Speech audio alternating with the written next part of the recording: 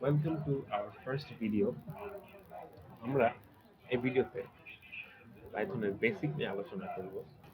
আসুন আমাদের ফার্স্টে জিনিসটা পরিচয় করা দিব। সেটা হচ্ছে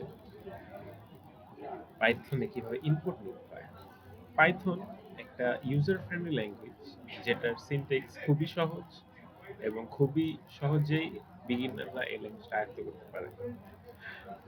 আমরা একটা ভেরিয়েবল ধরি এক্স, ঠিক আছে? এক্স কে আমরা যে এক্স এর মান যে কোনো কিছুই হতে পারে। এক্স এর মান 1 থেকে ইনফিনিট পর্যন্ত আমরা যে কোনো কিছুই নিতে পারি।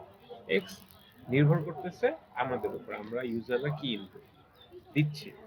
সো এক্স কে আমরা জাস্ট এই এই প্রোগ্রামটা যদি আমরা রান করি এবং এক্সটাকে আমরা প্রিন্ট করে দেই। আমরা প্রিন্ট কিভাবে করি? প্রিন্ট লিখে ফার্স্ট প্যারেনথেসিসটা দিয়ে দেই। এখানে এক্সটা লিখব। আমরা কি প্রিন্ট করছি? এক্সটাকে প্রিন্ট করছি। সো এক্স একটা ইনপুট নিলাম এবং এক্সটাকে আমরা প্রিন্ট স্টেটমেন্টের মধ্যে ফেললাম। আমরা যদি প্রোগ্রামটাকে রান করি তাহলে কি আসছে? আমাদের একটা বক্স আসছে। বক্সটার মধ্যে আমাদের পাইথন চাচ্ছে যে আমরা কিছু ইনপুট দিই। পাইথন প্রোগ্রামটা জানতে চাচ্ছে যে এক্স এর মানটা কত। আমরা যদি দিই এক্স এর মান 15, আমাদের আউটপুটে পাইথন করছে কি 15টা প্রিন্ট করে দিচ্ছে। এভাবে আমরা পাইথনের মধ্যে ইনপুট নিতে পারি। একটা ইনপুট লিখবো এবং ফার্স্ট প্যারেনথেসিসের মধ্যে আমরা ফাঁকা রাখবো, রাইট? এখন যদি আমরা বলি এই জিনিসটা যে ইনপুট নিয়েছি এটা কিন্তু এসেছে স্ট্রিং এ ইনপুট। আমরা যদি এটাকে ইন্টিজার ইনপুট নিতে চাই তাহলে আমাদের সেটা উল্লেখ করে দিতে হবে। আমরা সেটা উল্লেখ করবো কিভাবে?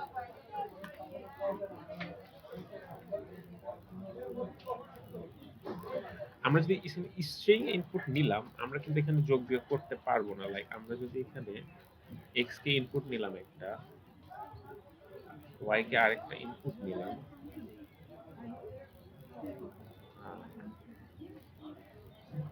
আমরা যদি প্রিন্ট দেই এক্স প্লাস ওয়াই, কি আসবে?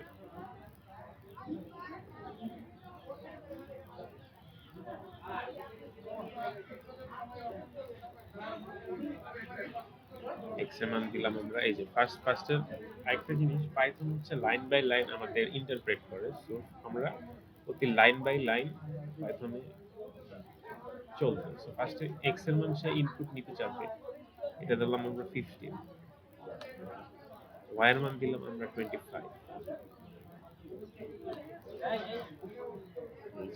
টেকনিক্যালি এটা 40 আসার কথা, আসছে 1525। এটা কারণ হলো এই জিনিসটা স্ট্রিং এ আছে, এই জিনিসটাও স্ট্রিং আছে। পাইথন করছে এই জিনিসটা আর এই জিনিসটাকে পাশাপাশি বসায় দিচ্ছে। Not, it did not add the number. তো আমরা যদি এই জিনিসটাকে ইন্টিজার হিসেবে নিতে চাই, তো আমরা কিভাবে নেব?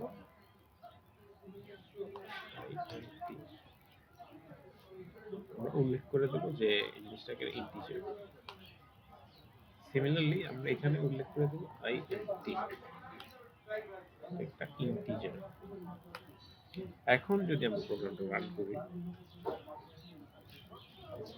আমরা সেম মানগুলো আবার ইনপুট দিচ্ছি 15 এন্ড 25। এখন আমাদের মান হচ্ছে 40, এটা আমাদের ভ্যালিড একটা অ্যান্সার।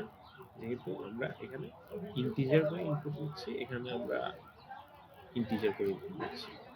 এখন যদি আমরা একটা ইন্টিজার একটা স্ট্রিং করে ইনপুট নিই তাহলে কি হতে পারে? প্রোগ্রামটি আদৌ রান হবে? আমরা দেখি। 16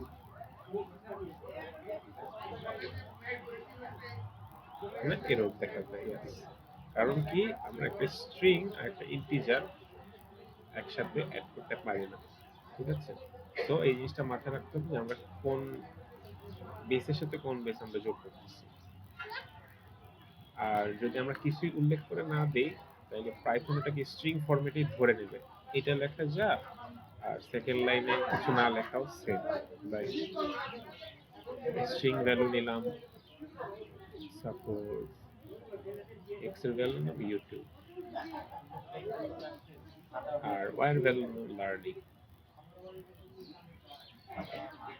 দুইটাই এখানে পাইথন স্ট্রিং ভ্যালু ইনপুট নিচ্ছে। আমরা উল্লেখ করে দিই বা না দিই, ফাঁকা রাখলে স্ট্রিং হিসেবে সে ইনপুটটা নিবে। এই দুইটা সে যোগ করে দিয়েছে জাস্ট। এখন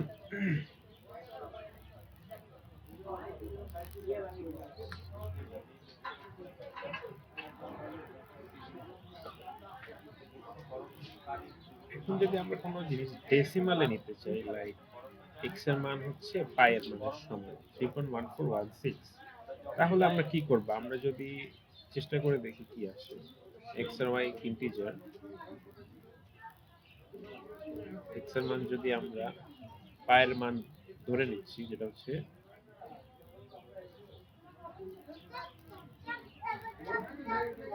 ইন্টার দিই, কি আসতে পারে? অবশ্যই এরর আসবে, কারণ 3.1416 is not an integer. So আমরা যদি ডেসিমাল ভ্যালুস থাকে, ডেসিমাল পয়েন্ট থাকে, তাহলে আমরা ইন্টিজার ব্যবহার না করে একটু স্লাইড মডিফাই করব, আমরা এটাকে ফ্লোট করে লিখব। এটা মানে হচ্ছে ডেসিমাল ভ্যালুস আছে। সো আমরা যদি এটাকে টেস্ট করে দেখি,